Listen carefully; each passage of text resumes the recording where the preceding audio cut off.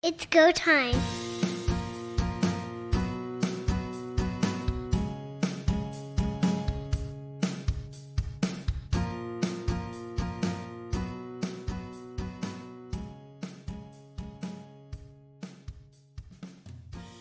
Hi, everybody. Welcome to Third Down Gamble. Don Charbon along with Heath Graham. Heath, you're the big Bomber fan in this podcast. Are the Bombers on the verge of a dynasty? Dynasty is always a funny word in sports, and I never know quite where to put it.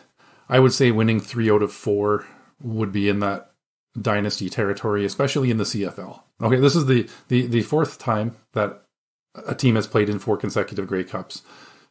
Most famously, of course, the Edmonton franchise, now known as the Elks, played in 6 consecutive, winning 5 of them in the late 70s, early 80s. The Tiger Cats of the 50s and 60s played in a string of them as well. So we're going back 40 plus years at this point since we've seen something like this. It has to be considered dynasty territory. Winning certainly solidifies it. Even a loss they've made 4 in a row is pretty spectacular. You think of the Alouettes in the early 2000s, and they were so close to going to maybe 8 in a row. The teams that you talk about, yes, you're right. Edmonton, 1977 to 82, 6 straight. The Regina Rough Riders, this really is going back. 1928 to 1932, 5 in a row, all losses. But again, CFL didn't exist as it does now, and there was a strong Eastern bias, to be fair. The other team, the Hamilton Tiger Cats, who were often the foes of the Blue Bombers in those 1950s and 60s, 5 straight from 61 to 65. Now, but for the Ottawa-Edmonton Grey Cup of 1960, most likely we could have seen Winnipeg and Hamilton go at each other for 5 straight. We could have. And if you look at those 2 teams of the Blue Bombers and the Tiger Cats of that era, yes, the Tiger Cats played in more consecutive Grey Cup games, but I would consider the Bombers more the dynastic team, given that they won 4 of them in that stretch. Hamilton went to, I believe it was 9 Grey Cups in 11 years, but only came away with 3 wins. 1 against BC, 2 against Winnipeg, the bookends against Winnipeg, basically, in that set, from 57 to 67. Now, you're right, the Blue Bombers, after losing in 57, 1 in 58, 1 in 59, 1 in 61, 1 in 62. So they took 4 out of 5. And but for a fumble at the end of the West Final by Kenny Plain, who was playing with a broken hand, and that hand got hit, and he fumbled the ball at the goal line, the Blue Bombers would have been in the 1960 Grey Cup as well. And they could have had 5 in a row and been the first team to do that. They could have, and we have to appreciate the modern era, and you can look at different eras. You can look at pre-forming of the CFL, you can look at post-World War II. Free agency plays such a larger role now, and player movement as well. So even those teams in Edmonton's dynasty didn't see the amount of player movement that we're seeing in the league today. So what that organization has done to put this team together and consistently compete and consistently make it into this final game, this is really something special. There's another way to look at it too, and the Blue Bombers have done it in a salary cap era. CFL does a forensic audit of teams. So this is for real. They have to abide by it. And you get penalties, and they are severe in cases. Edmonton team of the late 70s also was flush with money because they had just opened Commonwealth Stadium and they were drawing 50,000 people a game. Well, at that point, Montreal and Toronto were the 3 big stadium teams. Well, guess who were going to the Grey Cups in that era and who was winning them in that era? BC comes on board with BC Place, and they start going to Grey Cups. So the small market teams, Winnipeg finally gets back there in 84, but Saskatchewan disappears after 76 for 13 years, and Calgary is nowhere to be seen. It's all the smaller market teams, Ottawa, that get beat up by the big stadium guys who get much more money coming from gate receipt, and that, without a cap, makes it very difficult to compete. It did, and we look at the parity and what you want to see in a league now is all teams being competitive. You're going to have some anomalies. We look at Winnipeg's record last year, Toronto's record this year. During the regular seasons, of course, neither one of those teams successfully won a Grey Cup, but they separated themselves from the rest of the league. But you look below them and there's a lot more of a tight race in those standings. Not to be dismissed in this Winnipeg run, and interestingly enough, not currently under contract for next year, is GM Kyle Walters. Speculation is starting to bounce around a little bit of whether he will be back or not. Walters himself stated today during media day that he wants to be back. Coach Mike O'Shea said he believes that Kyle Walters will be back. I expect to hear some news very shortly after the Grey Cup, within the next week or two, as to what that future looks like. We're not privy to any of the negotiations. Apparently there hasn't been any negotiations ongoing, according to Kyle Walters himself, but that is going to be something to watch here for the rest of the month. I'm curious as to why. Is there some sort of discord between him and the club president? And is that impacting negotiations? They have been together for a while. They have. We're looking at 10 years now that this group of Walters, Wade Miller, the president, and Mike O'Shea, the head coach, have all been working together in this organization. Teddy Gavea is an assistant general manager right now, also a Canadian who knows the game and knows Canadian talent. You have to think that if they do go away from Kyle Walters, Teddy Gavea will be the next man up. But if O'Shea and Walters both want him back, I think there should be a way to get a deal done. You're going to be very quickly into the situation where the team's going to have to look at re-signing players right away, and then you get into that free agency window coming up beyond that. So I expect, as I said, to hear some news very shortly. For what he's done and what he's helped build in Winnipeg, it would be great to see him continue, but he certainly would leave without any negativity at this point, given what he has meant to this team. It is one of the remaining questions that will have to be answered. I believe that the Blue Bombers have got to make a move one way or the other as to how they proceed with Kyle Walters. And if Wade Miller just doesn't see a future for him, then let him know immediately so that he can look elsewhere if he so chooses. It's only fair to him. And the Blue Bombers may decide to go a different direction, because aside from the fact that there's been success, sometimes you just have to refresh for the sake of. You have to sort of get some new ideas in the building.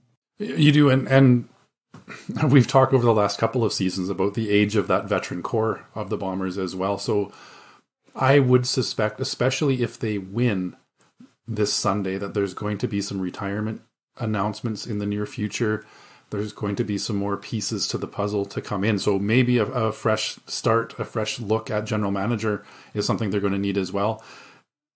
I don't see the Bombers maintaining this level for too many more seasons if they can. This, as we said, a four-year stretch of making the championship game in this era is unprecedented. And where do they start looking at what changes need to be made? We know Adam Bighill, for example, 35 years old, carted off in the Western Final, and his status for this game coming up is unknown. Is he done after this season? Stanley Bryant's another big part of that puzzle on that offensive line. We can go through a list of guys that have been there for a lot of years, and it looks like it might be inching towards maybe not a complete rebuild, but certainly a retooling for the Bombers. You can add Nick Dembski into that mix, because he's been away from practice more than he's been at practice in the last month. Yeah, there are going to be changes. I think the Blue Bombers are going to hit that wall where they're going to get too old very fast, and suddenly, instead of 14-4, they may flop to 4-14. Now, that's a bit drastic. You get my drift, that change waits for no one when time is involved. And the other, just kind of talking about hiring and announcements and that sort of thing, I would expect shortly after the Grey Cup, the head coach position in Saskatchewan will start to amp up as far as interviews and that sort of thing, because as I mentioned on last week's show, I believe there are some candidates that are still active in the playoffs and were active last week that are going to garner some interest for the Rough Riders. You'll be looking at a slate of interviews possibly in those last couple of weeks in November, and perhaps an announcement on head coach very soon after that. A very classy move by Jeremy O'Day. All this speculation about who was going to get interviewed, he has categorically stated, and he is stuck with this, that he's not talking to anyone that's involved in the football playoffs right now. He's not even going to come close to it, because he wants them to focus on what they need to get their teams through the playoff structure. Now, Toronto is out of the mix, so he could theoretically start talking to anyone there. But my guess is he's going to wait for the Grey Cup to finish, let everybody sort of unwind from the season, and then begin the discussions. And he's in the driver's seat, given how many people have stepped up and said, I want that job. It's almost like a riches that you don't expect. But Saskatchewan, love it or hate it as a franchise, depending on where you are, this is a hotbed for football, and people want to be a part of that. It is really been fun to watch over the last couple of weeks, because not only do you get the names being tossed around that are on current CFL coaching staffs, there are names that have popped up. Henry Burris was one name that came up. John Ryan probably jokingly tweeted earlier this week that he would be interested, but you never know. So some blasts from the past that are not actively with the CFL teams at this point in time, but have also expressed interest in returning to Saskatchewan. The memories and the tradition of the Rough Riders is a strong tide pulling them back to Regina. It is something that a lot of people covet, is to be here for this. And the idea that Jeremy O'Day is taking his time and being patient, to me, shows you what type of person he is. That given the time and given the opportunity that he didn't have the first time when Chris Jones suddenly resigned, he is going to weigh everything appropriately and then make a determination. You have to think he's assembling a list of names right now and weighing pros and cons of who to interview, and even trying to determine how many to interview at this point. We could sit here and list off 10 names that would be not an unrealistic possibility as a head coach, but I don't see them interviewing 10 candidates. You're likely looking at a list of 5 or possibly fewer than that, but maybe O'Day wants to pursue all options, and he's going to be having a string of interviews and a lengthy list of candidates. The number I've heard that are going to be interviewed is somewhere around 8. And then after that, there will be a second set of interviews from the ones that really stand out. We shall see. The Edmonton Elks are in the news because there is some speculation about them maybe pursuing private ownership. Now, Rick Lawlisher, who had been brought in as an interim president of the club to manage things, has now been tasked for another year and maybe to work with the team to determine what course of action is next and what is viable. The fact that they're looking at private ownership, or at least some sort of hybrid model, is very interesting. Now, Lawlisher, of course, was in BC when that ownership turned over from David Braley to Omar Damon. The idea that one of the 3 community-owned teams that are out there is looking to move away from it, that's not new. Winnipeg toyed with it 10 years ago. They did not go that direction. They came very close. Calgary Stampeders have moved away from it. Now they're under corporate ownership. This is not unusual, and nor is it to be regarded as such. The big thing for the Elks, and this is sort of like an unfortunate series of events, you had 2020 and all of that happened to the CFL. And then you had a team that could not win at home and struggled on the road and wound up in last place since.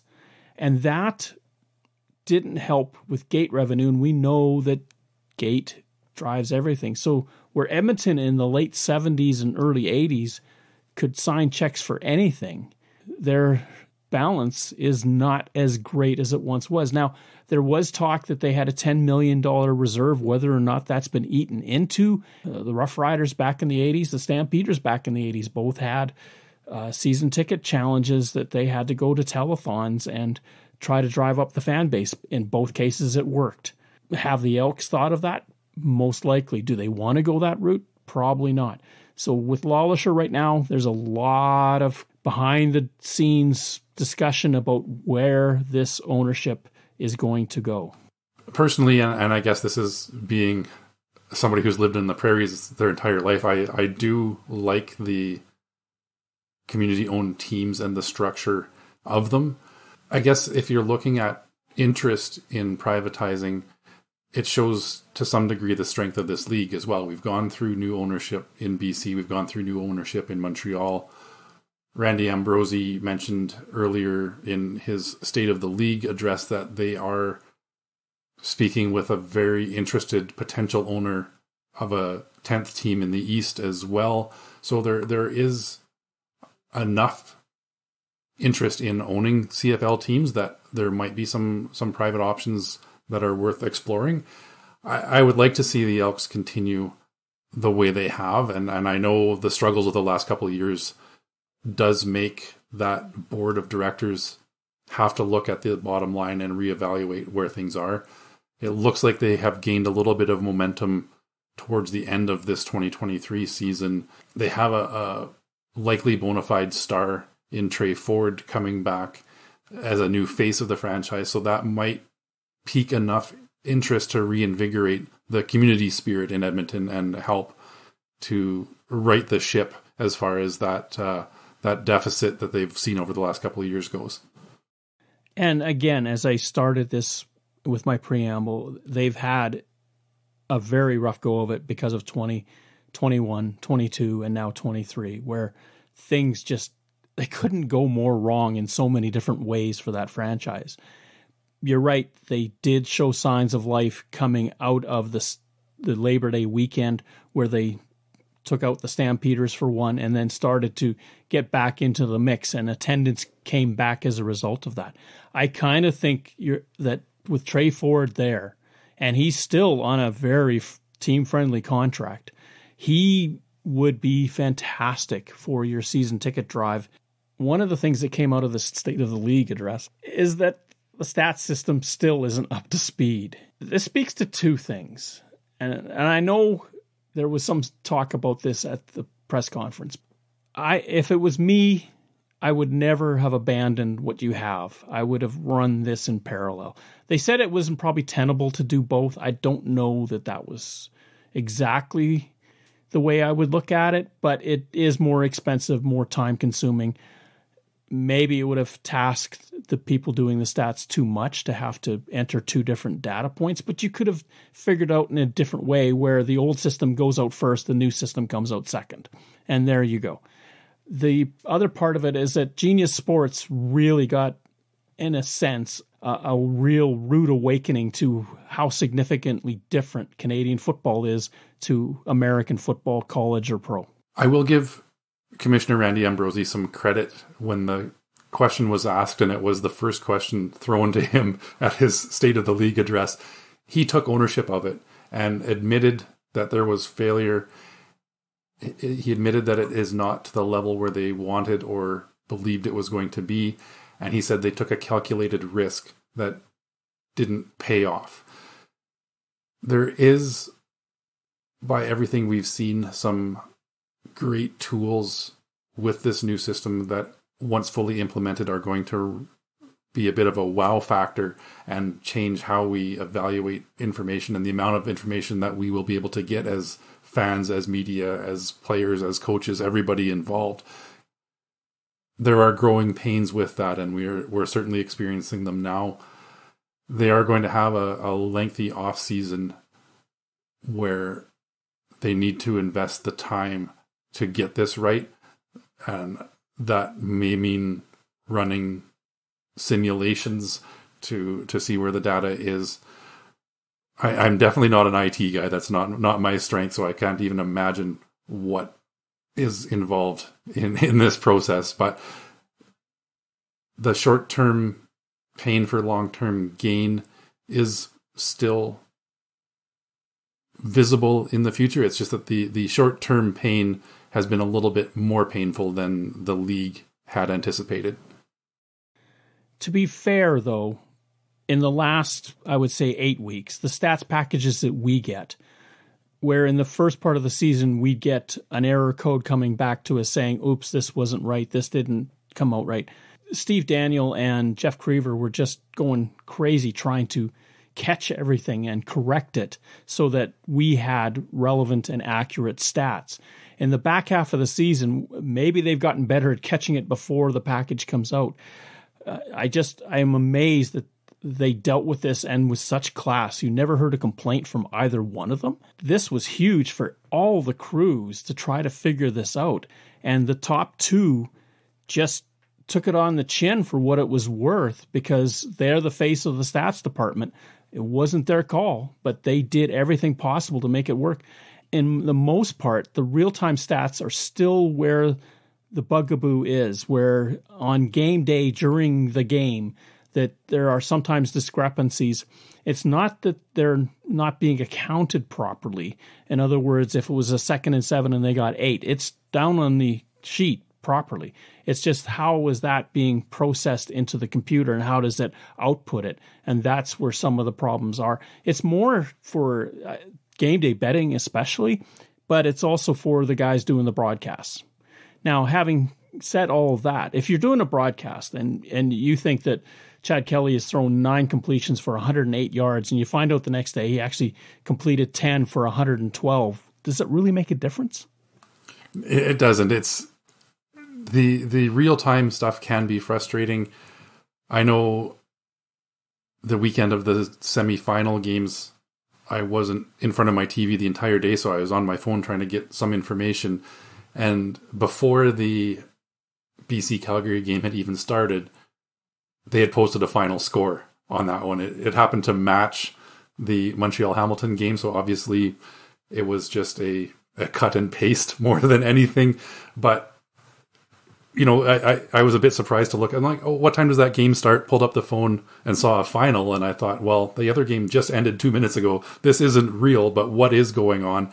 And there was another situation where they showed a quarterback had 18,000 passing yards in that game currently as well. So those little glitches, if we're able to just kind of laugh them off this year and understand and accept that it's the growing pains of implementing this new system,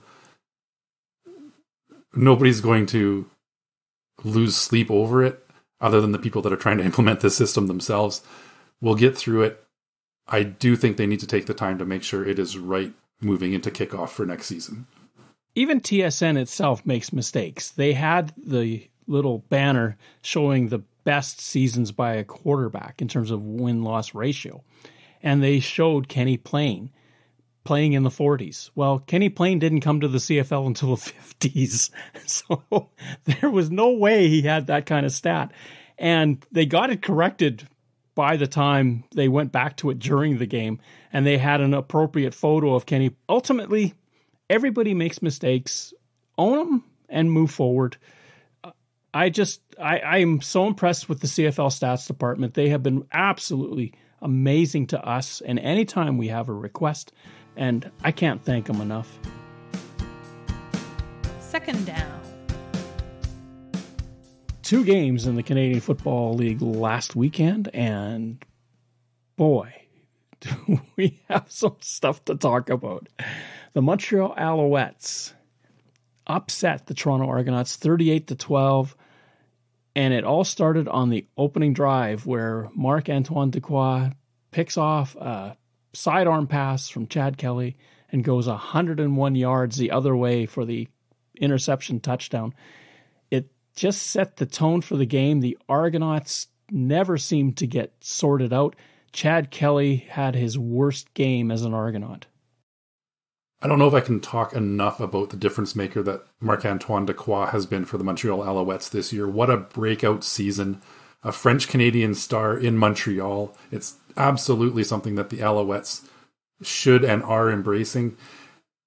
And really set the tone for this game. And I mentioned last week, Cody Fajardo and that offense wasn't likely to put up a lot of points. But if the defense can keep them in it, they've got a chance. And wow, the defense and special teams delivered with 21 points of the 38 scored for the Alouettes. 9 turnovers by the Toronto Argonauts. 1 forced fumble by Sean Lemon. 4 interceptions and 4 turnovers on downs. This was a dominant performance by that defense. Kabian Anto was the other Alouette that took a 22-yard interception back for a touchdown. It seemed like every time Toronto did something to get back in the game, immediately Montreal had a response, whether it was Anto's interception for a score or James Letcher with the kickoff return right after a Toronto touchdown. It just didn't matter. Whatever happened, the Alouettes were going to have an answer. And it was something that you talked about in the last podcast. The Alouettes defense had to step up for them to win. Well, they did in spades. Fajardo, 18 of 25 for 175 yards. Not a bad day. Chad Kelly, 21 of 36 for 246. Well, 21 completions was almost his average throughout the season. 246 yards, a little less than normal, but the big thing, 4 interceptions, 2 went for quick sixes. To his credit, Chad Kelly put it on his own shoulders and said, that was on me. That wasn't the rest of the team. The Toronto defense did everything they could to try to keep them in the game. They did. You can't fault the Argonauts defense by any means in this one. They sacked Cody Fajardo 7 times. You've got some big-time players on that Argonauts defense that had solid games, but when the other team's defense puts points on the board and their special teams gets that return touchdown, those are the momentum swings that forced Chad Kelly to try to do too much. And I believe he got himself in trouble in those situations of really trying to be the difference maker, whereas Cody Fajardo played a smart game. Yes, he got knocked down a lot, but he didn't throw the big interceptions that cost him. He managed everything well. They had a little bit of help from William Stanback, but not a huge running game there either. They just were consistent and didn't make the mistakes. And this just happened as we're podcasting, is that it was revealed that Chad Kelly had actually had a concussion, and maybe as early as the first quarter in this football game. That may have explained partly why he had such a bad day. Now, there are going to be some questions that come up about why he wasn't put into concussion protocol, why he wasn't pulled from the game earlier. The reports that we are reading say that they were unsure of exactly where and when it happened. And if you look at the game, he did take some shots. I can't seem to recall a particular one where he took a direct blow to the head, but certainly the impacts that he took from those Alouettes defenders, there's probably numerous ones that could have led to some sort of injury. So unfortunate to see a player have to play through something like that, but a player of the toughness of Chad Kelly, you know he's not going to be somebody that's going to voluntarily come out unless he knows something is terribly wrong. And that's the thing. Like, the spotters did not make a determination as to when this happened. They didn't see it. And football players, as any other athlete, will try to mask it because they want to stay in the game. And it's just that competitive fight, that competitive spirit that they have. And for Chad Kelly, given what reported to 3 Down Nation, it's kind of amazing to me that he put up with that through the game, and that how he still managed to conduct an offense, even though at times he said he was making wrong reads and wrong calls. There has been some negative words thrown towards Chad Kelly for his performance in that Eastern final. Again, people are often quick to judge, and a recency bias dictates, what have you done for me lately? Looking at the full picture of what Chad Kelly has done in his limited time as a starting quarterback for the Toronto Argonauts has been phenomenal. He has put up great numbers consistently throughout this season. I'm not making excuses that the concussion is what cost him the game in the Eastern final, but you can't base your entire opinion on a guy of how he performed in one game, given the 15 wins that he had as a starter, the 16-2 record that the Argonauts had in 2023 as well. It was a memorable season for him and a tough way to go out.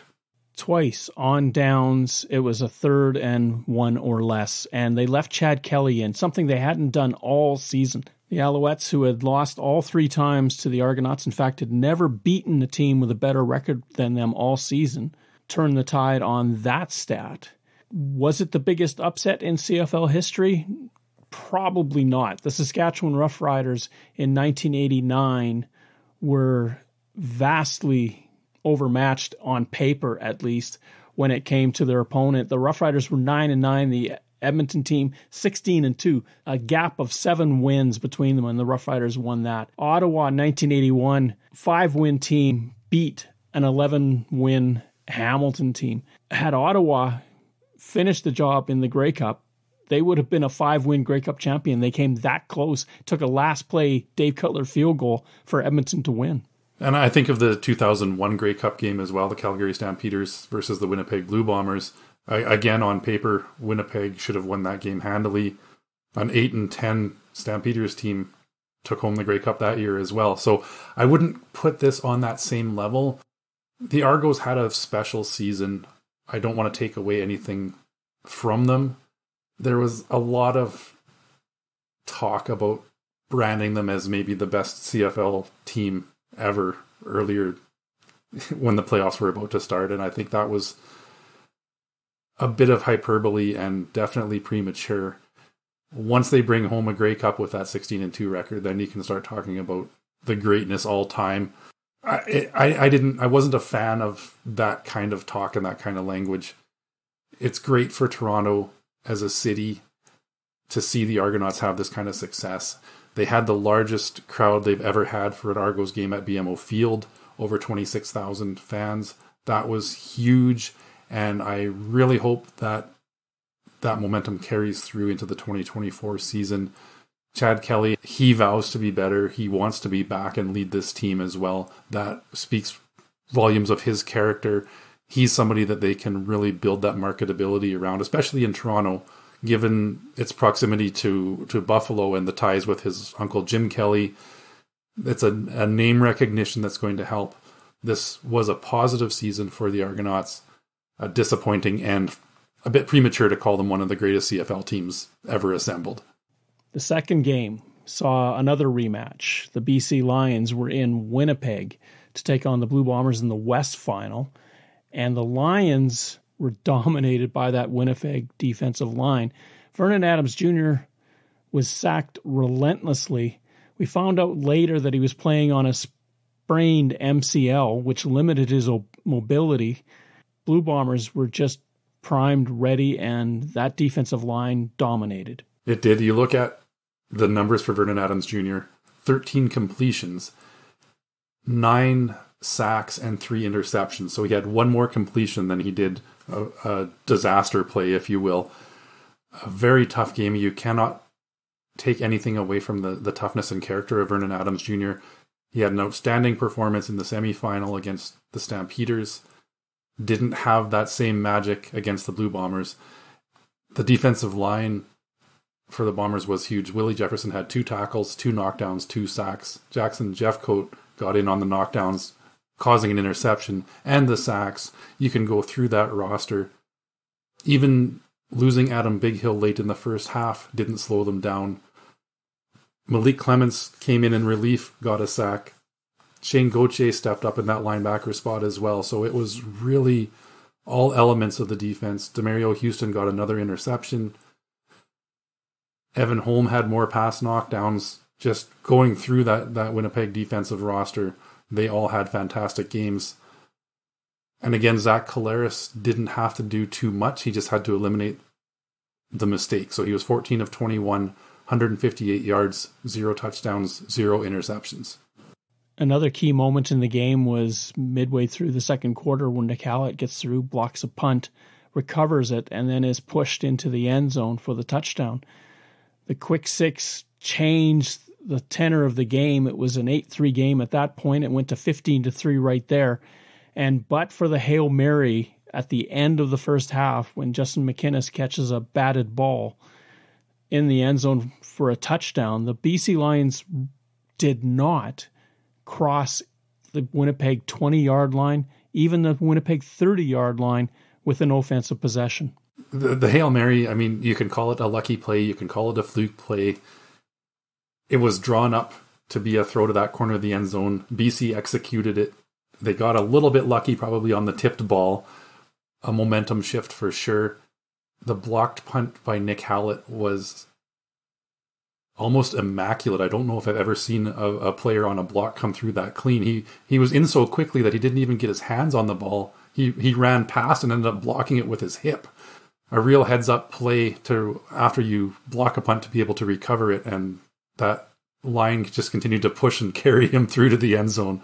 And that was really the third part of the game. Of course, you go into the special teams, and that was a big special teams play in this one.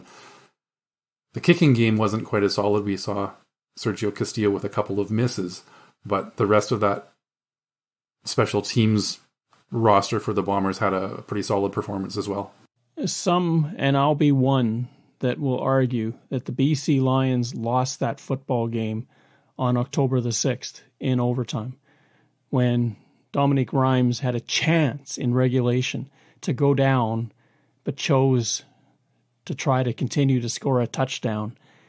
They go to overtime as a result, and the Bombers beat them in Vancouver. If BC wins that football game, I think we might see a different result in the Western Final, because Winnipeg on the road was a Midland team.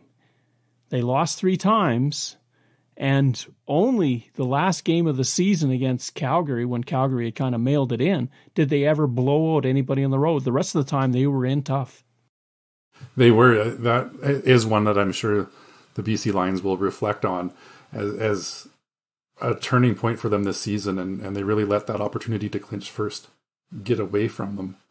One thing that really jumped off the page at me here in this game was the Bombers' offensive line controlling the likely outstanding defensive player in the league, Matthew Betts.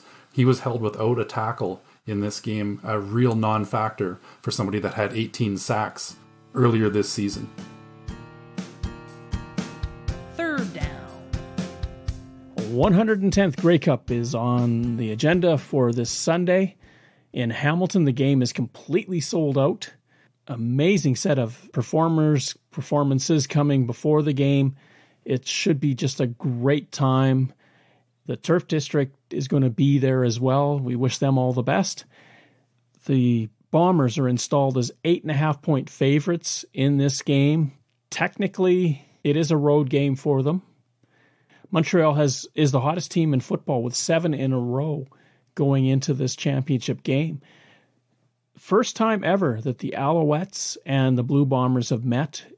The Winged Wheelers were playing in Grey Cups in the early 1930s.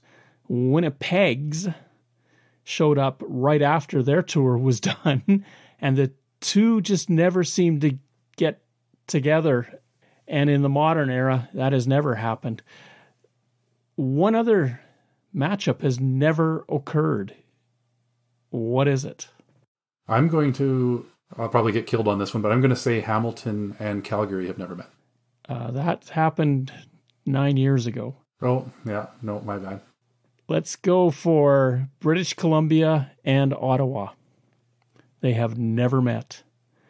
Now, in the modern era, post-World War II, say post-BC Lions entry into the league, Winnipeg and Ottawa, if you want to argue that, have never met. They met in 39 and 41 during the war, but they have not met since. So that's another kind of nebulous one. It's interesting that in a 9-team league with 4 on one and 5 on the other, that you could go this long and not have 2 teams meet. Now, the Alouettes, of course, underdogs. They were huge underdogs going into the East Final, 10.5-point underdogs in that game. They don't seem to be fazed by that status.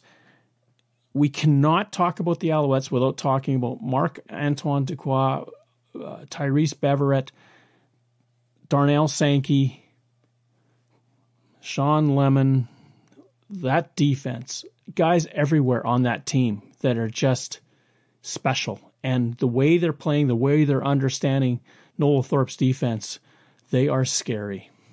They are. The 8.5-point spread is a bit high in my opinion, because I'm not even sure if either team is going to score 9 points, let alone win by 9 points, the way these defenses have played over the last couple of weeks. If you look at the history of these two teams head-to-head this year, Montreal has only mustered 6 points on offense in the two games. Now, they did score 17 in the second meeting between these two teams, and that is because Marc-Antoine Dequoy had interception returns for touchdowns. We see that week in and week out from this guy. They are going to have to repeat the performance that they had against the Argonauts to have a chance in this one. Again, I don't see Cody Fajardo in that offense putting up a lot of points. Zach Collaros, I was looking at some stats since he joined the Bombers. In the playoffs, they're 7-1. He's only passed for over 200 yards in 4 of those games. He's at 6 touchdowns, 7 interceptions, so not huge numbers. But again, the potential is there for the Bombers to start racking up points if that offense gets rolling. Collaros doesn't have to be special. He just needs to be smart. And one thing that stood out to me in the Western Final was once Brady Oliveira established the run early on in the game, I don't think Winnipeg really felt that they were in danger of losing the lead, and you saw Zach take some deep shots to Nick Dembski, to Kenny Lawler. If one or two of those attempts became completions, that game was going to go into blowout territory. I see the similar situation here, but they do have to be wary of that Alouettes defense and make sure when they're taking those deep shots, it's a one-on-one situation and not throwing into any kind of double coverage. Jason Moss inherited a very interesting situation when he came to Montreal. He's hired as head coach, and then the ownership turns over to the CFL right in front of free agency. So he loses his starting quarterback, Trevor Harris, who he'd known from his tour in Edmonton, winds up getting Cody Fajardo, who had been courted by the Toronto Argonauts. I'm amazed at what he's been able to do. We often talk about the idea that coaches want to bring in their own staff. They want philosophically the same people looking at the situation as they do. And yet he left everybody intact when he got the job. Now, partly because of the endorsement of the GM, Danny Machocha, that he went with this. But it still takes some serious courage to say, okay, these guys are in place. I trust them, even though I've never worked with them. Jason Moss spoke at length about that in the head coaches conference earlier this week. The question asked to him was about how he felt inheriting that coaching staff. He very quickly corrected them that he didn't inherit that staff. He had the option to make changes if he wanted to. Jason Moss has a history with Danny Machocha dating back to his days as a quarterback in this league as well. He was comfortable with having those conversations with his general manager. And through that, and through getting to know the coaches, was quite comfortable moving forward with them. The coaches conference, if you get a chance to watch it, I have a appreciation for the genuine respect that both coaches have for each other. They knew each other through playing against each other as players. They were on the Argonauts coaching staff together in 2012, won a Grey Cup on that coaching staff as well. There's a palpable fondness and friendship between these two guys.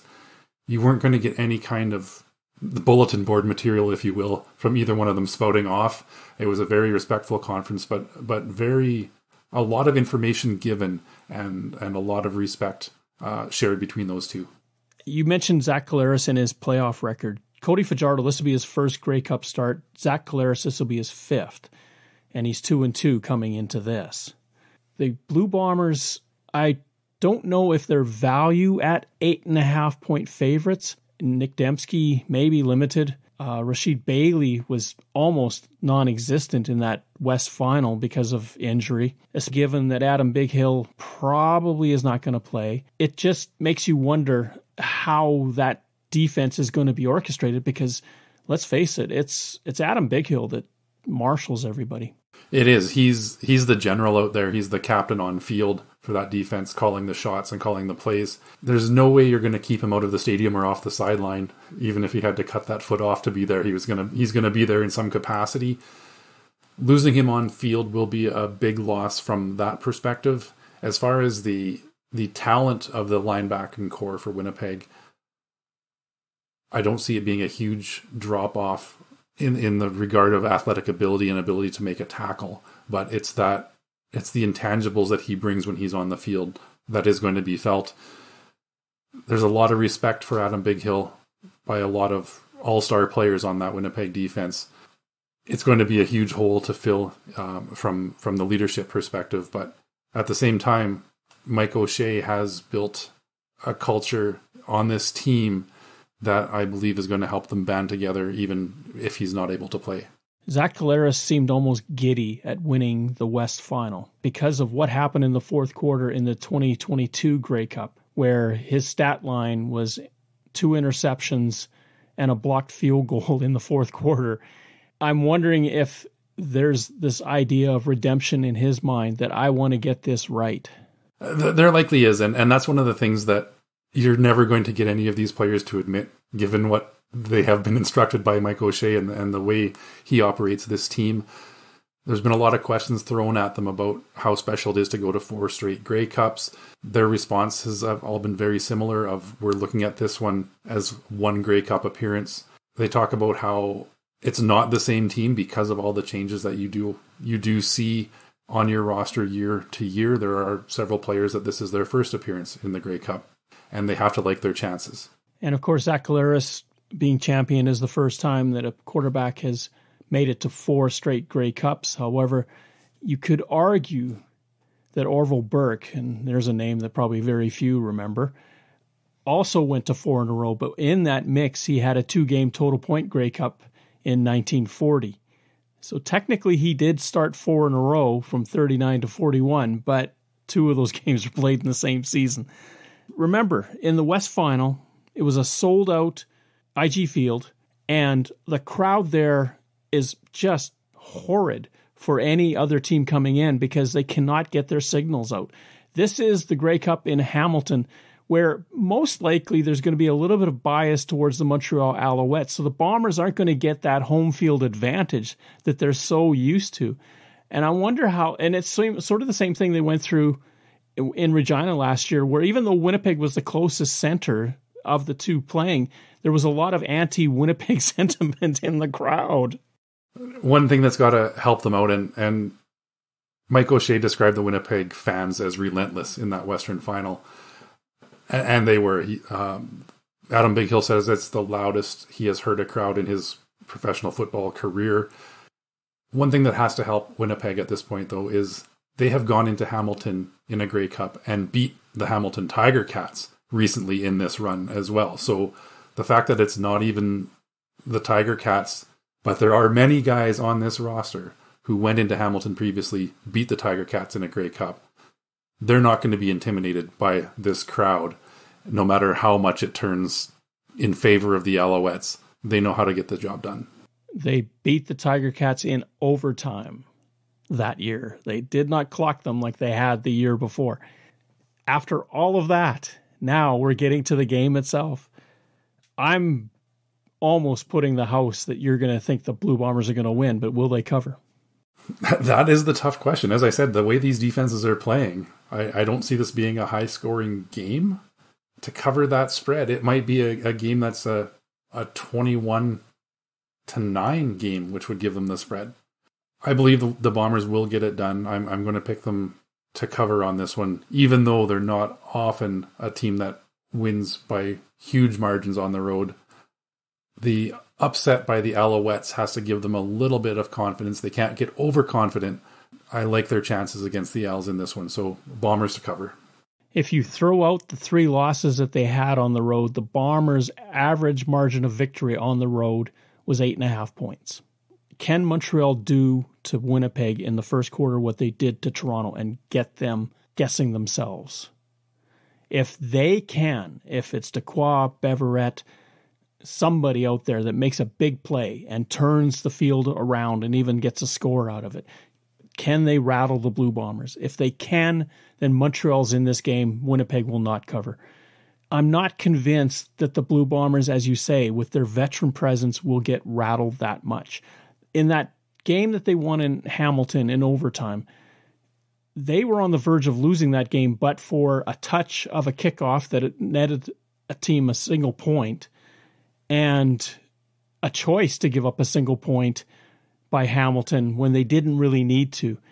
And they went down and they could have kicked a field goal to win that football game, but they were having to kick a field goal to tie. I want a good game. I want a close game. I want a game that we'll be happy to talk about next week. But my fear is Winnipeg will win big. One thing that you touched on a little bit there, and something that has impressed me the most about this Winnipeg team over their last 4 seasons, is that they do not get shaken easily. They have been down in games by multiple scores. They've been down in games by over 20 points. They've been down by 2 scores late in a game. And they don't panic. They continue with their game plan and find a way to win. So even if this is a tight game, I expect Winnipeg to do what they do best and control the fourth quarter. You might see a lot of Brady Oliveira early, and you might see a lot of him late. And that's going to be the difference maker.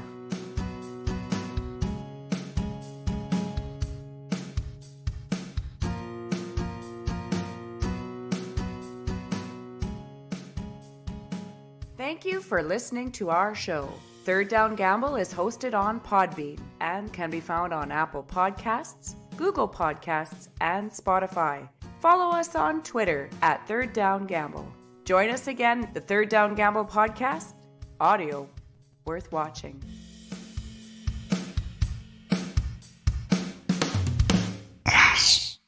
Third Down Gamble uses the expert resources provided by Canadian Football League player and game statistics for analytics, game notes, and statistics, and 3downnation.com for news, insight, and in-depth analysis.